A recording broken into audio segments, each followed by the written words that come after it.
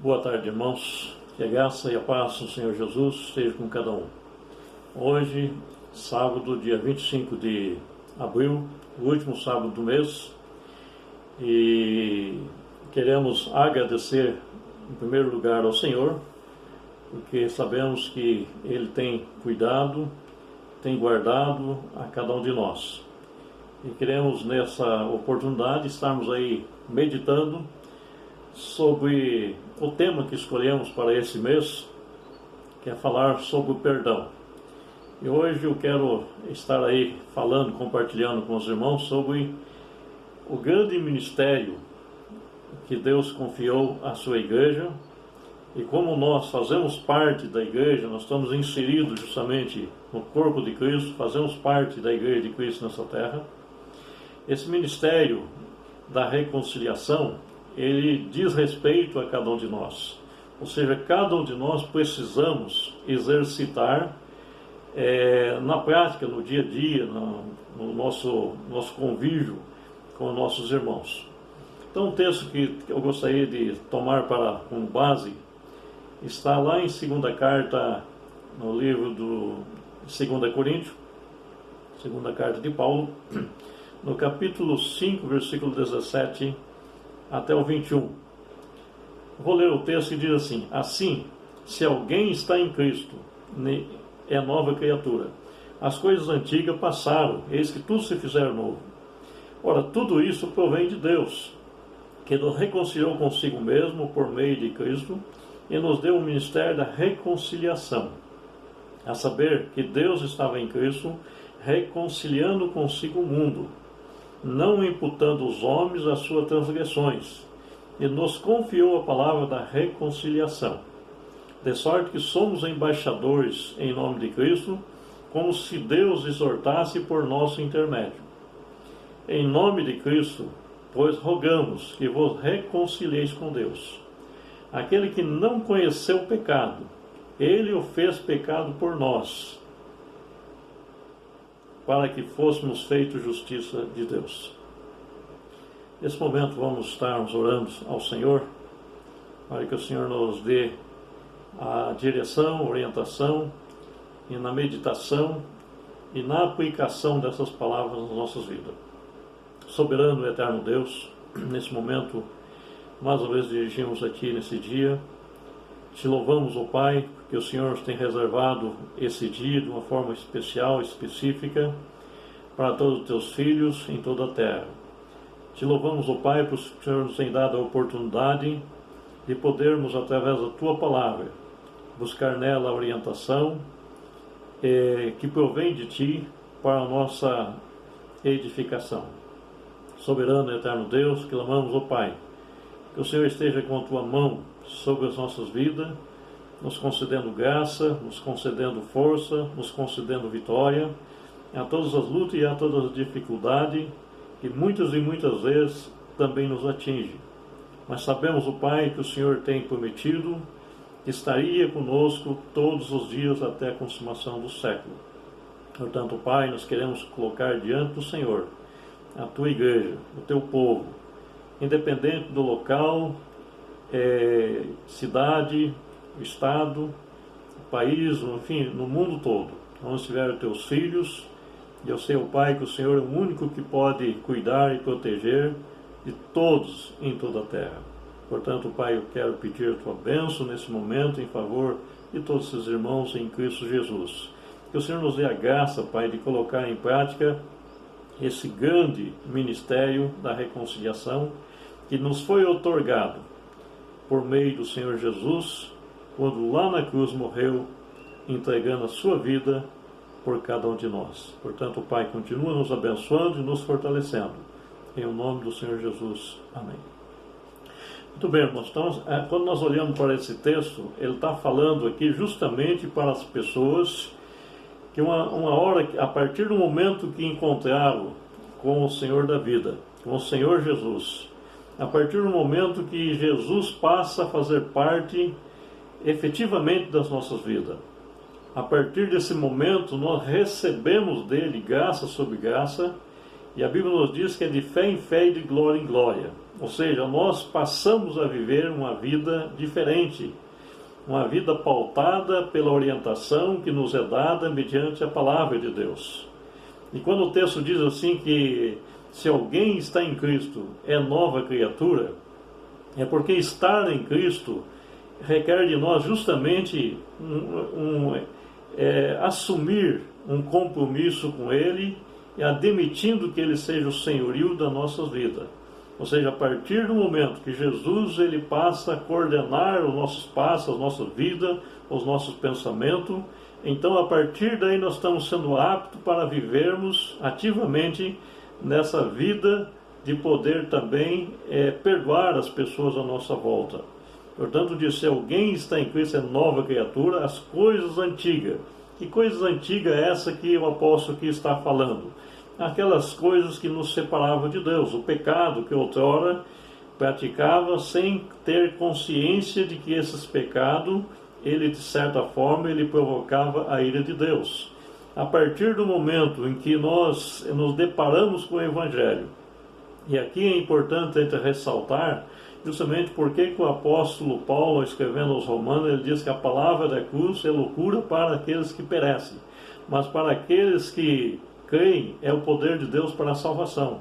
Então, a partir do momento que o Evangelho foi pregado, a partir do momento que nós estamos transmitindo a palavra para alguém, e que alguém está recebendo essa orientação mediante a palavra de Deus, é a partir daí que o Espírito Santo, cuja missão é de provocar na vida das pessoas uma renovação, a regeneração, a renovação, ele passa a atuar na vida das pessoas, assim como aconteceu nas nossas vidas no passado. Ou seja, quando estávamos ainda sem Deus, nós não tínhamos esperança, vivíamos e caminhávamos sem uma direção, mas a partir do momento que a palavra de Deus chegou até nós, e com certeza mediante pessoas que já tinham recebido esse ministério da reconciliação, que é a mensagem do reino, transmitir justamente a esperança para a vida, para as pessoas. Então, a partir desse momento, inicia-se em nossa vida um processo que Deus começa a realizar, que é justamente transformar nossa vida de uma vida antiga, uma vida pecaminosa, para nova criatura em Cristo Jesus. Então, se alguém está em Cristo, é nova criatura. As coisas do passado ficaram para trás. Ou seja, ela não nos diz respeito a mais nas nossas vidas. Ou seja, tudo ficou para o passado, não existe mais nada que nos condene daquilo que nós vivíamos no passado, sem Cristo. Então, a partir do momento que Cristo passa, de certa forma, liderar a nossa vida, fazer parte da nossa vida, nós entendemos por que Paulo diz assim: eu já estou crucificado com Cristo e não vivo mais eu, mas a vida que agora eu vivo na fé no Filho de Deus, o qual me amou e por si mesmo se entregou por mim. Então, lá em Gálatas 2, verso 20, o apóstolo Paulo ressalta, dando esse testemunho, que ele já estava crucificado com Cristo. Ou seja, o passado dele ficou para trás. Então, a partir desse momento, somos novas criaturas em Cristo Jesus, para justamente agora fazer parte de um processo novo. Que processo é esse? É justamente o ministério da reconciliação. Então, ora, tudo isso provém de Deus. Por quê? De fato, o homem, a única coisa que ele pode fazer em todo esse processo, aqui onde Deus usa pessoas para que o Evangelho chegue até pessoas que ainda não conhecem a Cristo, é justamente a pregação. É por meio da pregação do Evangelho, é a partir do momento que nós falamos do amor de Cristo para alguém, e usando justamente a palavra de Deus, é que Deus começa a trabalhar na mente daquelas pessoas. A Bíblia nos diz que certas pessoas saíram semear, algumas sementes caíram à beira do caminho, outras caíram entre os pedregais, outras entre os espinhos, mas teve semente que caiu em terra boa. E aquela que caiu em terra boa, ela frutificou, ela germinou, cresceu e deu fruto. Então é justamente isso, a semente é a palavra de Deus, ela tem que ser pregada. A Bíblia diz: se um grão de trigo cair na terra e não morrer, fica ele só, mas se morrer, produz muito fruto. Assim é justamente o que acontece na vida daqueles que recebem o Evangelho, daqueles que o Espírito Santo começa a trabalhar e fazer o trabalho da renovação, da regeneração. A partir desse momento, essa pessoa também é incluído nesse plano, ele passa a fazer parte desse plano do ministério da reconciliação. Então o texto diz, ora, tudo isso provém de Deus, que nos reconciliou consigo mesmo, por meio de Jesus Cristo, e nos deu o ministério da reconciliação. Ou seja, aquilo que nos afastava de Deus, isso ficou para trás. Deus nos recebe como filho, nós somos adotados para fazer parte da família de Deus. A partir desse momento, nós temos agora uma nova incumbência, uma nova responsabilidade, uma nova missão, e recebemos por parte do Senhor esse ministério da reconciliação. O que é esse ministério da reconciliação? É a possibilidade que Deus está nos dando, que por meio da pregação do Evangelho, nós podemos pregar a qualquer pessoa, em qualquer lugar, independente da situação que ele esteja vivendo. A partir do momento que esse Evangelho começa a fazer parte da sua vida, evidentemente que começa a haver também uma transformação. É interessante, nós estamos vivendo num momento em que o mundo ele está um pouco chocado diante da situação que se instalou em todo o mundo. A gente sabe que hoje, praticamente em todo o mundo, aqui no Brasil, em vários lugares, em vários estados, enfim, em vários países, a gente vê assim uma corrida contra o tempo em busca de uma vacina, e que essa vacina possa proporcionar àqueles que foram infectados a solução para o problema deles. Ou seja, a partir do momento de ser essas pessoas feita essa aplicação dessa vacina, a partir do momento que assim encontraram uma vacina que seja eficaz no resultado positivo, com certeza isso vai chamar a atenção do mundo todo. E todos aqueles que estão infectados, com certeza, o maior desejo dessas pessoas é que essa vacina chegue até ele. É interessante que quando nós olhamos para a palavra de Deus, nós vemos que algo extraordinário aconteceu já lá no Éden, quando o homem ele foi infectado pelo pecado. E a partir desse momento, houve soluções paliativas durante muito tempo, através das matanças dos cordeiros, que todos os dias no santuário era oferecido em sacrifício, e todas aquelas pessoas que ao reconhecer, ao ver que havia pecado contra Deus, ou passar por uma análise do sacerdote, onde havia uma certificação de qual pecado havia pecado, a única saída para que eles voltassem a ter comunhão era oferecer um sacrifício, e o sangue daquele cordeiro faria então a propiciação pelo pecado daquela pessoa. Mas isso todos os dias acontecia, um cordeiro de manhã e um cordeiro à tarde. Isso vem. E a Bíblia nos fala também no ministério da ordem de Melquisedeque, em que desde os tempos outrora ele vinha sendo praticado, mas só que nunca atingiu o seu ápice, o seu momento mais alto. Todos os sacerdotes, todos aqueles que praticavam, que faziam parte desse ministério sacerdotal, eles não alcançavam a perfeição no sentido de oferecer um sacrifício eficaz. Então isso vem acontecendo até que chegou o momento em que Jesus, lá na cruz, ele assume o nosso pecado. Isso está muito claro no livro de Isaías 53. Ele foi subindo como de uma terra seca, olhavam para ele, mas nenhuma beleza havia para que o desejassem, mas ele levou sobre si os nossos pecados. Então é interessante que Jesus ele oferece um sacrifício eficaz, onde, através do derramamento do seu sangue, ele traz uma solução eficaz e definitivamente para a solução de todos aqueles que creem. Então é interessante que lá no livro de Hebreus, no capítulo 9, diz que não por sangue de bode, de bezerro, mas pelo seu próprio sangue, o sangue de um cordeiro sem defeito, imaculado, do Senhor Jesus, ele havendo feito a purificação pelo nosso pecado, adentrou-se ou assentou-se à destra do Pai das Majestades. É interessante que o texto está falando aqui que, a saber, Deus estava em Cristo reconciliando consigo o mundo, ou seja, por meio justamente do sacrifício eficaz, verdadeiro, eterno e para sempre definitivo, ele estava reconciliando consigo o mundo, não imputando os homens suas transgressões. Ou seja, se Deus olhasse para o mundo na situação que estava, não havia mais solução. Mas ele não levou em consideração justamente a situação que o mundo estava vivendo. Mas o texto nos diz que ele, não imputando os homens suas transgressões, nos confiou a palavra da reconciliação. Ou seja, a partir do momento que essa obra vicária de Cristo foi realizada por cada um de nós, cumprindo as profecias no tempo determinado, segundo as Escrituras ele veio, entregou sua vida por nós, e segundo as Escrituras ressuscitou ao terceiro dia, e a Bíblia diz que ele assentou-se à destra da majestade nas alturas. É interessante que o texto nos diz que aí ele confere à sua igreja o ministério da reconciliação. A Bíblia nos diz lá no livro de Mateus, capítulo 28, quando ele diz assim: toda autoridade, todo o poder me é dado no céu e na terra.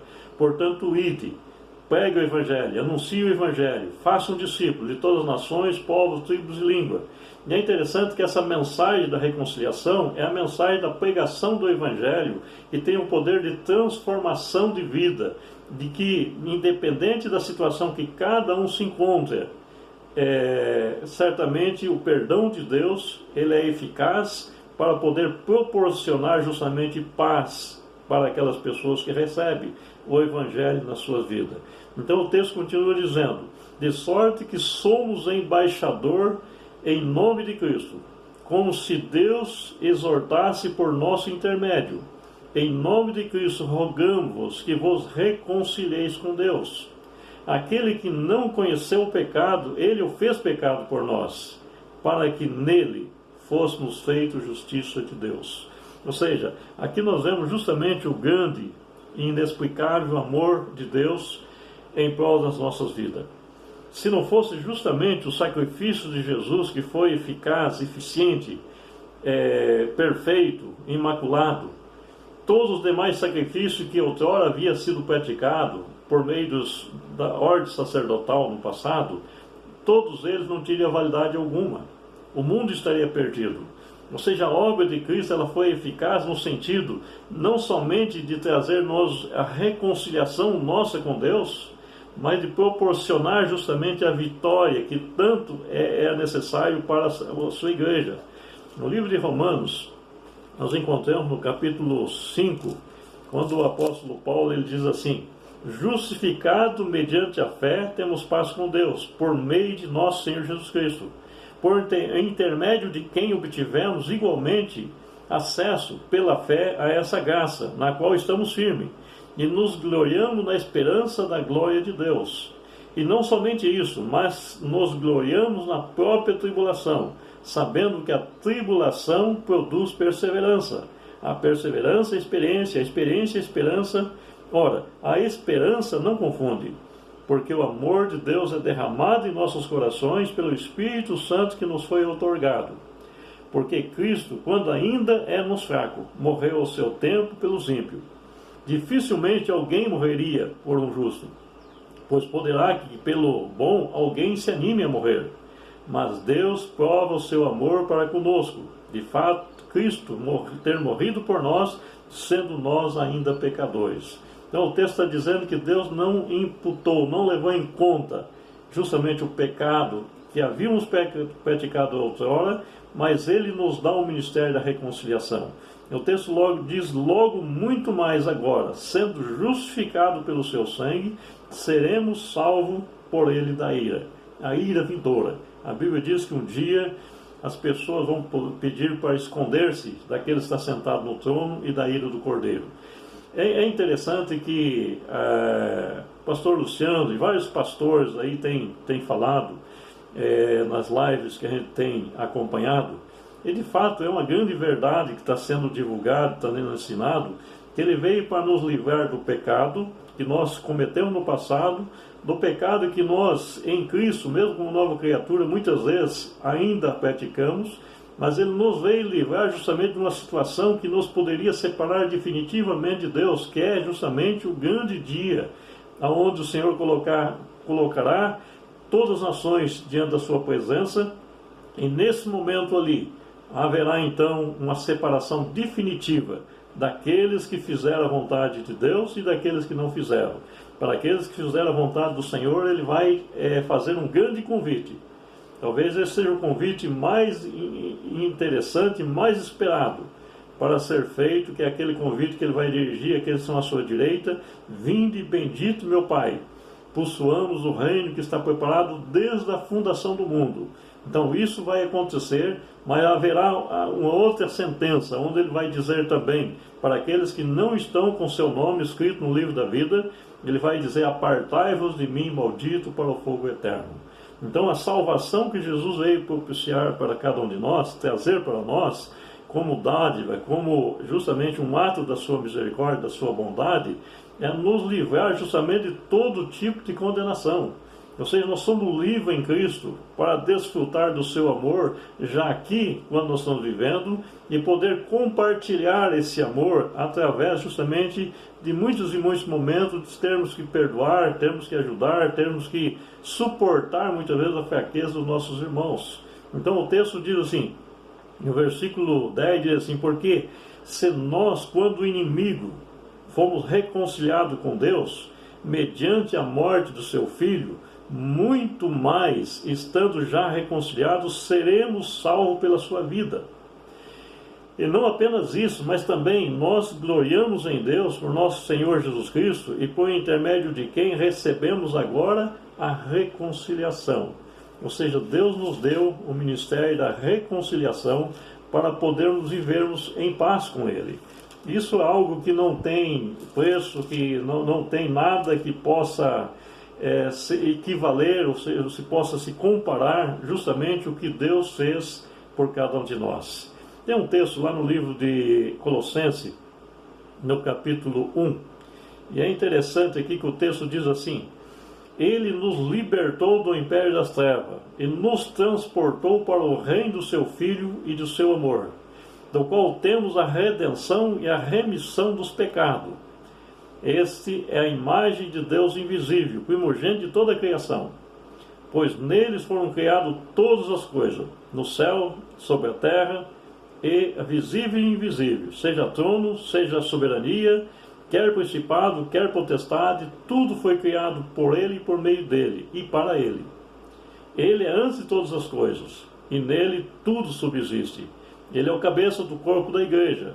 Ele é o princípio, o primogênito dentre os mortos, para que em todas as coisas ter a primazia, porque aprove a Deus que nele residisse toda a plenitude de Deus, em que, havendo feito a paz pelo sangue da sua cruz, por meio dele, reconciliasse consigo mesmo todas as coisas, quer sobre a terra, quer sobre o céu.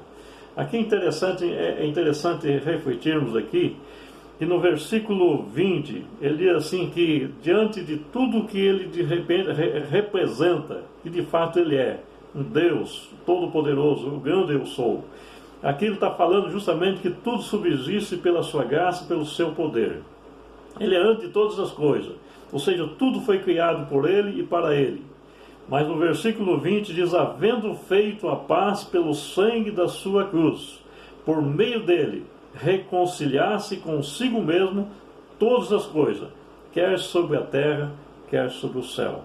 Aqui me chama a atenção esse texto, porque reconciliação sobre a terra, evidentemente, está muito claro para todos nós que pelos nossos pecados, pelo nosso afastamento de Deus, ou por nós ter virado as costas para Deus, nossos primeiros pais, e nós somos parte justamente desse povo que assim agiu, mas Deus, pela sua misericórdia, enviou o seu Filho e nos alcançou pela sua graça, oferecendo justamente o perdão do nosso pecado através do derramamento do sangue lá na cruz do Calvário, até o momento que ele então, ao concretizar a obra da redenção, ele diz: está consumado.